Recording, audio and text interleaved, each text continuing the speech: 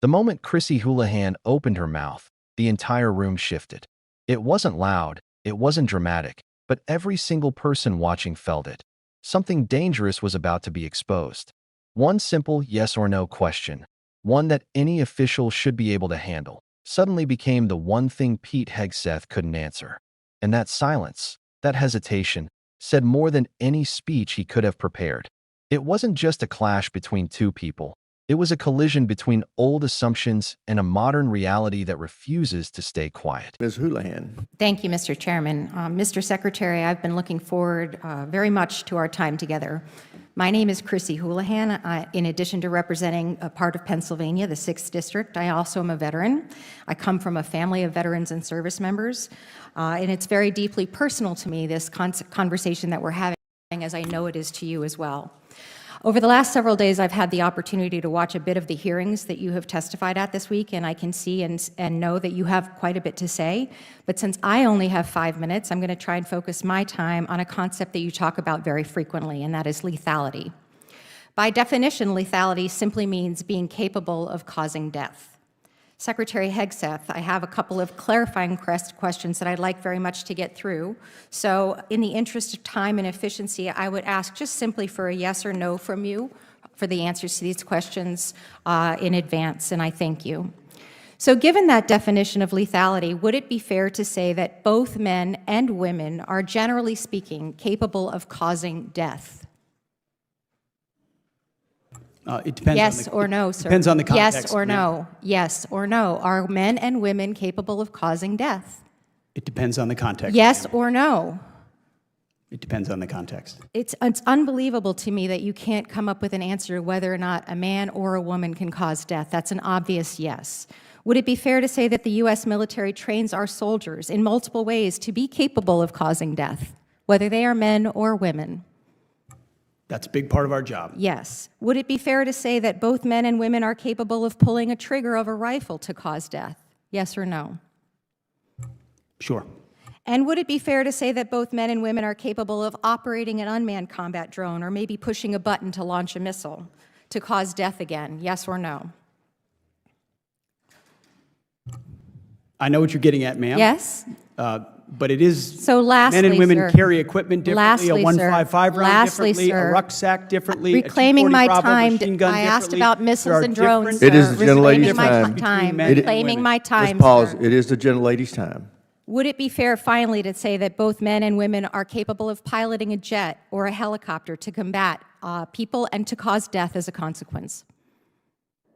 A lot of wonderful female pilots. Yes or no? So while I agree with you that physical fitness, as you were mentioning, is a very strong and important component of lethality, the warfighter that you have written about in your books and talked about on various podcasts is but a very, very small piece of the overall lethality picture. In fact, we estimate only about 10% of our military personnel are directly involved in the kind of combat that you're referring to. Rather, 90%, that's the math, of our troops are doing other jobs that support and enable those 10%. So to put it simply, lethality cannot be measured solely by the damage that a 6'3", 225-pound Christian male with a rifle can do to the enemy anymore. Sure, I agree he's part of that solution, but it is an incomplete and at best very dangerous and very homogeneous description of that. Lethality is equal parts technical skills, tactical experience, cognitive problem solving, and physical fitness. It's not about one person, but it's about many. It's not about blue or red. It's not about liberal or conservative, Christian, Jewish, or agnostic. It's not about North and South. Here are some statements that you have said previously about women in service. This is 2024, sir, not when you were a 19-year-old. You have said that women are life givers, that dads push us to take risks, and that moms put the training wheels on our bikes, that we need moms, but not in the military. Secondly, you have said, I am straight up just saying we should not have women in combat roles. It hasn't made us more effective, and it hasn't made us more lethal. With what's left of my time, sir, I will say to you that women have served our country for 200+ years in our militaries and in service and protection of our nation. They are watching you, what you do and what you say, and we deserve better from you. Women can and do serve with lethality today. We can and do all of the jobs that are required of us. Yes or no, do you believe military women should be in all roles in the military? Women have Yes joined our or military no, sir? in record numbers Should under this women be administration. in all roles in the military? Standards should be high and equal for Yes all or positions. no, sir? We agree. Should they Standards- be in all roles in the So military? my job is that yes 10% or no? stays as sharp as Reclaiming my possible. time. Standards should be high and equal. Reclaiming my time. Will you agree that that women should be able to perform in all combat roles, assuming they meet the standards? Gentlelady's time's expired. It's all about standards. Before we move to Disappointing. And what happened next rewired the entire conversation around who gets to define strength, service, and what it means to be lethal in today's military. Houlahan didn't waste time. She went straight for the pressure point. Are men and women capable of causing death? You could almost hear the air freeze. It was the simplest question imaginable, the kind of thing you answer without thinking. But Hegseth kept shifting, dodging, sliding out of it with the same 4 words. It depends on context. Over and over again. Watching him repeat that line felt like watching someone cling to an argument that was already slipping through their fingers. And that's precisely why the moment hit so hard. If someone can operate drones, fly fighter jets, launch missiles, or pull a trigger, the gender of the hands doing it doesn't magically change the outcome. She knew that. The room knew that. The viewers knew that.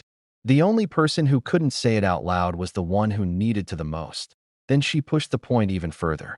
Not with emotion, not with theatrics, but with a cold, surgical precision that only comes from someone who's lived the reality firsthand. She asked about rifles. She asked about drones. She asked about missiles. She asked about jets. Each question was a trap, but only because the answer was the same every time. And each time he avoided it, the argument crumbled a little more. You could see the discomfort creep in, the kind that happens when old narratives collide with undeniable facts. He knew what she was doing. She knew he knew. But once the questions start coming with that level of clarity, dodging stops looking like caution. It starts looking like confession. That here's the part that made the exchange go viral. The math. Houlahan reminded him that only about 10% of the military serves in the door-kicking, frontline, boots-in-the-mud roles he likes to romanticize. The other 90%, the overwhelming majority, are performing roles that are just as essential, just as strategic, and in many cases, far more lethal. A drone operator in Nevada can wipe out a convoy across the world in seconds. A cyber analyst can shut down an enemy system without ever touching a battlefield. A pilot can strike targets with a level of precision that didn't exist 20 years ago. None of that requires being 6 feet 3 inches, 225 pounds, or fitting anyone's nostalgic idea of what a warrior looks like. And that was her point. He was clinging to a definition of lethality that the modern military surpassed years ago. What made the moment even sharper was when she turned his own past statements back on him. The comments about women being life givers, about dads teaching risk and moms putting training wheels on bikes, about women not belonging in combat. Every one of those lines hit differently when spoken in a hearing room, in front of millions watching online. It wasn't a cheap shot. It was context. It was a reminder that this wasn't about a single slip of the tongue. This was a worldview he had put into books, podcasts, and interviews. And now, face to face with someone who had actually worn the uniform, those words sounded less like wisdom and more like excuses. And that's when the exchange flipped entirely. Because once she reached the ultimate question, should women be eligible for all military roles if they meet the standards? Everything stopped. It should have been the clearest yes of the entire hearing. A yes that would have cost him nothing and earned him respect. But he still didn't say it. Instead, he circled the same vague phrase. Standards should be high and equal. It sounded good, but it wasn't an answer. And everyone knew it. The refusal to say yes didn't just weaken his argument. It exposed what the argument was built on. An ideology, not a standard. A preference, not a principle. A belief that didn't survive contact with reality. What makes this even more powerful is why Houlahan cared so much. She's not just another member of Congress. She's a veteran. She comes from a family of veterans. She understands service not as a talking point, but as a lived experience. She's trained with the people he claims can't do certain jobs. She served alongside women who have flown combat aircraft, led platoons, worked intelligence, and carried responsibilities that require far more than brute strength. Her questions weren't hypothetical, they were reality checks. And the more she pressed, the more it became clear who had experience and who had opinions. But beneath the entire exchange was something quieter and more revealing. A question about who gets to define what service looks like. For decades, the ideal soldier was imagined through a very narrow lens. Young, male, physically imposing. That image persists even though the actual battlefield has changed beyond recognition. Today's military fights with satellites, algorithms, drones, cyber tools, and intelligence networks. The modern battlefield rewards adaptability, precision, coordination, decision-making, and technical mastery just as much as physical force. Women have been thriving in these roles for years. The only thing that hasn't evolved at the same speed is the cultural view of who belongs. This is why the exchange mattered. It wasn't just two people arguing across a desk. It was a generational shift playing out in real time. On one side, a belief that physical strength defines military value. On the other, the reality that strength takes many forms and the battlefield has made room for all of them. The debate wasn't about bodies, it was about mindset. And the refusal to acknowledge women's full capability wasn't just an intellectual disagreement. It was a message sent to every woman who has ever served or dreamed of serving. Think about the ripple effect. Every young woman applying to a service academy. Every woman pushing through officer training. Every mother, daughter, sister, pilot, cadet, medic, engineer, drone operator, analyst, and soldier watching that hearing. They're listening to leaders signal whether their work is respected, valued, or dismissed. And when someone refuses to give a simple yes to a question that obvious, the message is received loud and clear. That's why her calm insistence, 5 seconds at a time, became so powerful.